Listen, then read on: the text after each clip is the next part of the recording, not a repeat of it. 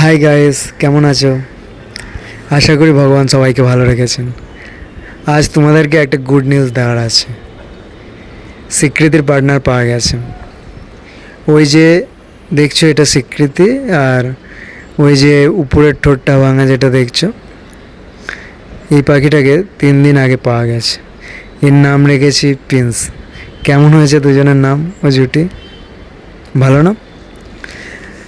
আসলে স্বীকৃতিকে 2 মাস আগে আমি একটা বৃষ্টির দিনে গাছতলায় পেয়েছিলাম। ও তখন অনেক ছোট ছিল, উঠতে পারছিল না। আর প্রিন্সকে একটা কুকুরের মুখ থেকে রেস্কিউ করা হয়েছিল। আসলে এই বর্ষাকালের শুরুর দিকে এই বাচ্চাগুলো বাসা থেকে বেরিয়েছে, আর বৃষ্টির জল ডানায় পড়েছে, ভালোভাবে উঠতেও পারে না। আর এই সুযোগে কুকুর এরকম এই শিকারী প্রাণীগুলো এদেরকে শিকার করে না। স্বীকৃতিকে যখন পেয়েছিলাম তখন ভেবেছিলাম একটু উঠতে শিখলেই ছেড়ে দেবো, কিন্তু এদের প্রতি একটু ভালোবাসা তৈরি হয়ে গেছে, আর ছাড়তে ইচ্ছে করছে না। স্বীকৃতি এখন আমার কাছেই থাকতে চায় বোধ হয়। ও একটু একটু আমায় ভালোবাসে, ছাড়লে উড়ে যায় না।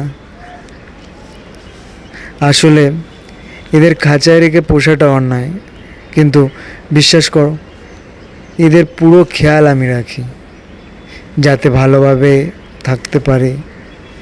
আর তাছাড়া কত অন্যায় তো আমরা মানুষরা করে থাকি।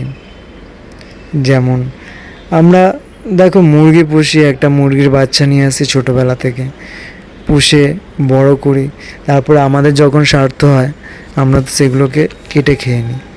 সব থেকে দুঃখের ব্যাপার কী বলো তো, সেই বাচ্চা মুরগিটা বড় হয় তোমার কাছে, তোমাকে ভালোবেসে, তোমাকে বিশ্বাস করে সে তোমার বাড়িতে থেকে যায় এবং বড় হয়, তোমাকে খুব বিশ্বাস করে, ভালোবাসে যে তুমি তার কখনো ক্ষতি করবে না।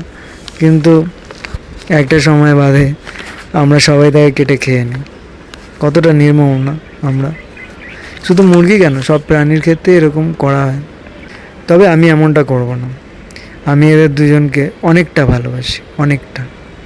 আসলে আমি তো চট করে সবার সাথে মিশতে পারি না, আর আমার বন্ধুর সংখ্যাও কম।